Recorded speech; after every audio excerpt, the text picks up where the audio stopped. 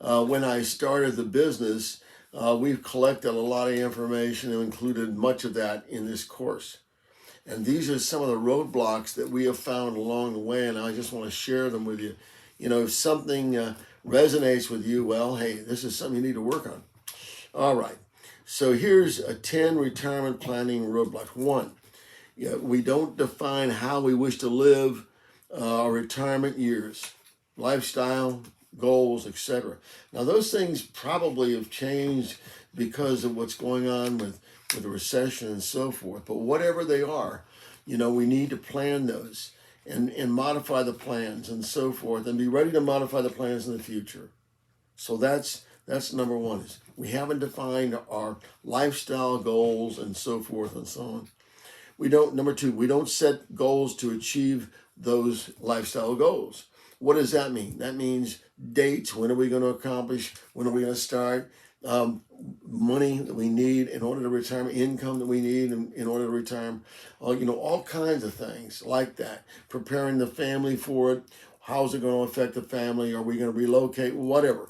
Those kinds of things have to be anticipated, and the sooner that we write those down and the sooner that we talk about those with those concerned in the family and so forth, the better off we're going to be. Don't make a commitment to be financially successful, and that includes don't educate ourselves about personal finance. And we do a lot of that work, in our practice. So most of what we do for people is help them create a plan, number one, and number two is to create personal pensions, and that's our business, is helping people create personal pensions where they can't lose money.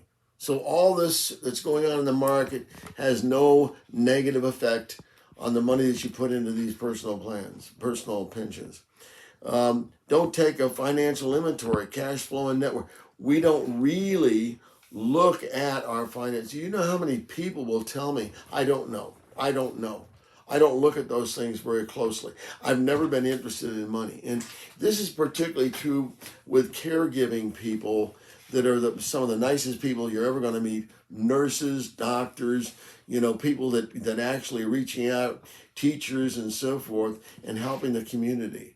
And so those folks will tell me, this has never been my focus, and I understand, but it's been my focus for a long time, so I can help those people, all of you out there, with questions and answers, and helping you put together a financial plan, and analyzing your finances and so forth, and trying to educate people as to what is possible and what is probable and what is practical. Okay.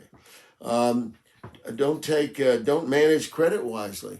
How many people come to me, have credit card debt, and in some cases they don't even know what the credit card debt is. We have to look at statements to find out.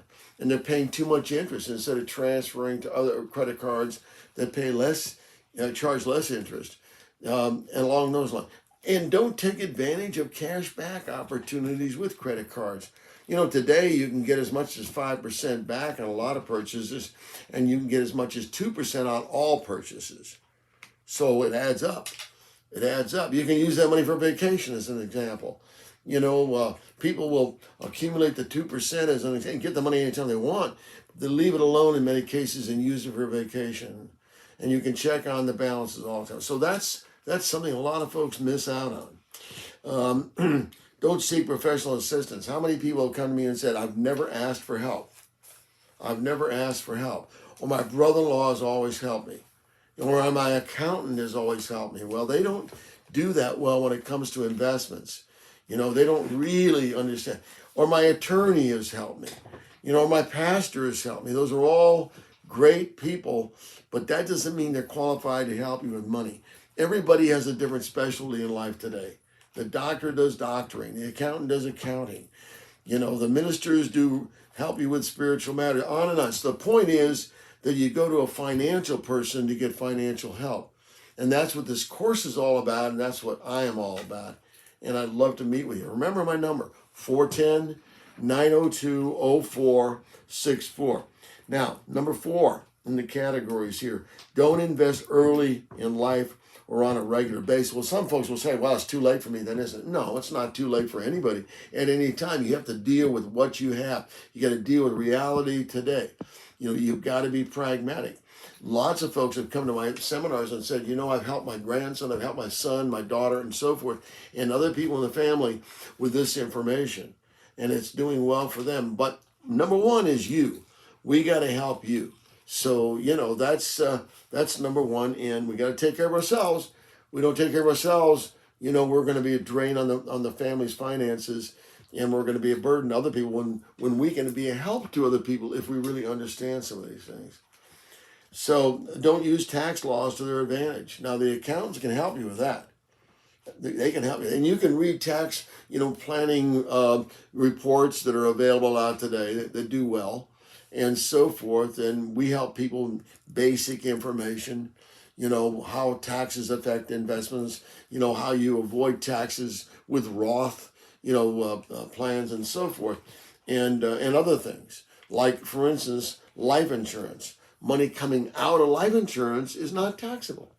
It's not taxable. So there's different kinds of things that we can do to help plan around taxes. There's tax advantaged things that we can do. And tax-free things that we can do. Okay, don't allocate assets properly and adjust as needed. So, there's room for all kinds of ways to allocate your assets, all kinds of ways. For instance, people will tell me that they put their son or daughter or cousin or somebody on their deed so that, and when they pass, those folks will get the property. But that's not the way to do it. The way to do it is a life estate deed where those people don't have access to the asset until you're gone. Unfortunate stories have taken place where people are listed on a deed and they sold the property. And the original person, that put them on the deed has lost the property because they have joint tenants. You don't want that. Okay, there's things like that when we talk about handling assets and using them properly. Don't plan for the unexpected. Look what we found out in 2008. That's the kind of thing we're talking about. We're talking about that black swan that comes through and has a terrible effect on us. And that can happen at any time. So what do? Well, besides, acknowledging that can happen and will happen. It will happen, has happened, and it's happening again right now. And we certainly didn't expect COVID, did we? Well, and we're probably going to have inflation continue for a long time, and it's hitting us at the grocery store and the gas station and on and on and on. So, but the point is this, that you got to have a rainy day fund. You got to have, it could be just because the refrigerator is going to go up, or the water heater is going to go up, or your air conditioning is going to quit on you in the middle of summer. Things like that you've got to be prepared for. And there are services today that you can buy to help you with those kinds of things too. But you've got to be prepared for the rainy day. You got to have a rainy day fund. And I find that, 25% of the people I meet with do have a rainy day fund, but the rest of them don't. And have never really thought about it that much. And there are some people that wouldn't make a difference because they got enough money to not worry about it. But most of us are not in that position. So I help people plan for a rainy day fund, okay? Don't take full advantage of employer benefit plans, and don't choose the best way to take money out of the retirement plan. So you need guidance. Now, the retirement plans at employment are supposed to provide you with an advisor once a year, but that has not really. Your recent plan that created the 401ks was back in 1977, I think it was. And they required that you would be provided a financial advisor once a year. But very few companies have actually complied with that rule. And I don't know that once a year is enough anyway. The point is that you're going to do other than the plans at work. So you're going to use a professional for IRAs and Roth IRAs and other things. And that's the person you want to talk to about your retirement plan at work. I do a lot of that for my clients. But you need some professional advice. How do you reallocate? How do you change from one fund to another fund? And why are you doing it? And is it appropriate for your age? And, so forth. I'll tell you what's appropriate right now is to get the money into cash, put it into stable value or whatever they're going to call it in your plan, so you're not at risk. If it's a TSP, the G fund is about the best you can do, so that you don't lose any more money. You don't lose it. People will say, "Oh, I've made all this money." Well, you haven't made anything until you take the money out. And we want the money to be there. So we got to protect it. In times of inflation, we got to protect it. Well, I might miss out on some. Sure, you might miss out on something, but you want to secure your money. That's a more probable and necessary step than to just let it, ride and let the market, in all probability, take it down, as we go on with this inflation. Don't properly plan their estate. Now, I will tell you that when people come to see me, I'll ask them, have you done estate planning? Do you have a will? Do you have a will? Do you have a trust if it's necessary? Do you have a durable power of attorney so somebody can act for you when it's necessary and you can't act? Do you have a living will that says no heroic measures if I'm on a ventilator or something? I don't want that kind of thing. That kind of thing is necessary to be done. And there's a lot more to it than that. And incidentally, you need to review these things about every 3 years.